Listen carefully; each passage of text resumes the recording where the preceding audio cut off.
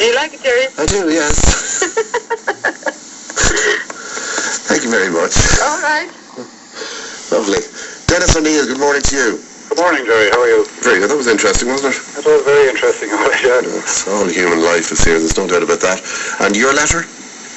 My letter is about a love affair that took place in Westmeath in the middle half of the 18th century. Really? It's about the Earl of Belvedere. The Earl of Belvedere? The Earl of Belvedere and his beautiful second wife, who he married when she was only 16 years of age. A beautiful girl called Mary Molesworth. Mary Molesworth, okay, off you go. You have a Molesworth Street in Dublin, correct, named after her father. But Mary had an affair with Robert's youngest brother, Arthur. And Arthur, for his affair, got thrown into jail where he died. He lived the rest of his life in jail. Of course, adultery, being named or cited for adultery, was a criminal offence. Oh, it was a criminal offence back then. Still is now.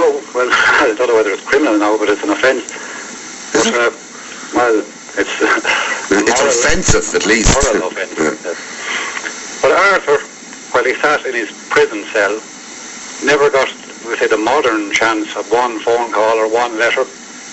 So this is my interpretation of what he would have wrote to Mary had he got that chance. Quite extraordinary that your sympathies would extend back that far. Well done, off you go.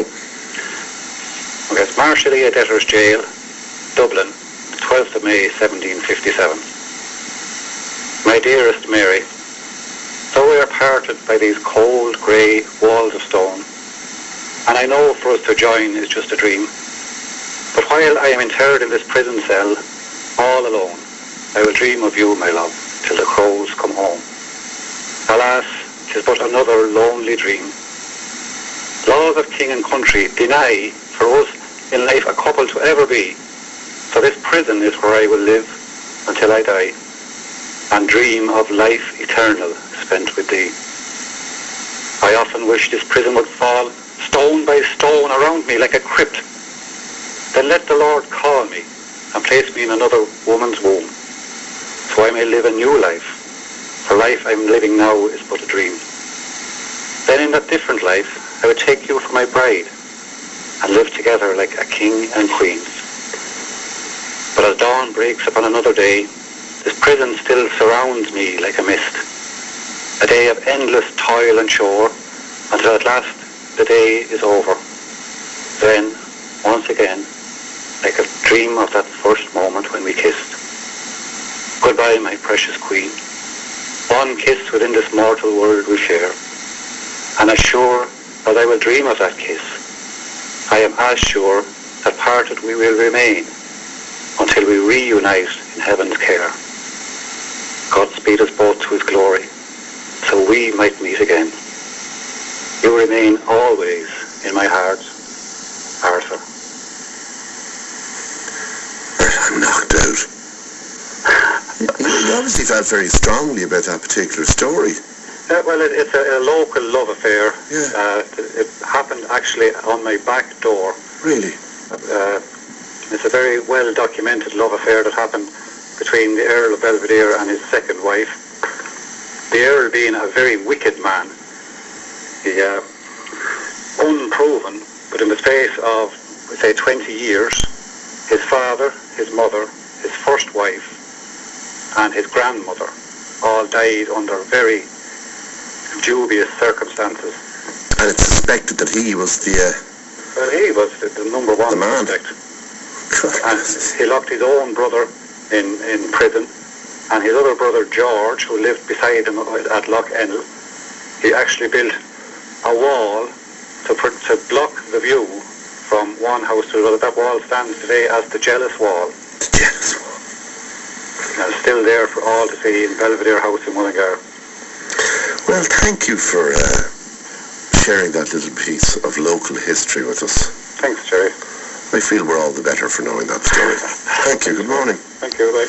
Jim Baker, good morning to you. How are you? Morning, Jerry. How are you? Well, I'm knocked out, to be honest, listening to this stuff. It's fantastic. Oh, that was very passionate, Rod. It was very beautiful. Very passionate, all right, from such a distance and a third party.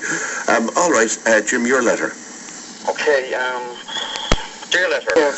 Good, well done, Patricia. Okay, Jerry. Thanks a million. Great effort, well done. Okay, bye-bye. Bye-bye. and we have Dennis O'Neill on the line. Good morning, Dennis. Morning, Jerry. How are you? Once again. Well, your letter, the extraordinary tale of love, how many years ago? In the 1750s or thereabouts. Between the daughter of Lord Molesworth and who's the other person? Viscount Molesworth and the first Earl of Belvedere. And the first Earl of Belvedere.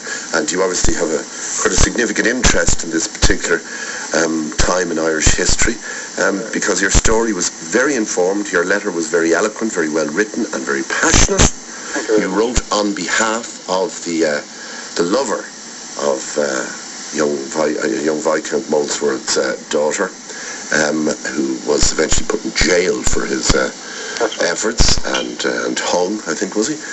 And you wrote his last letter for him. That's right. A couple of 100 years late, but nonetheless, better late than never.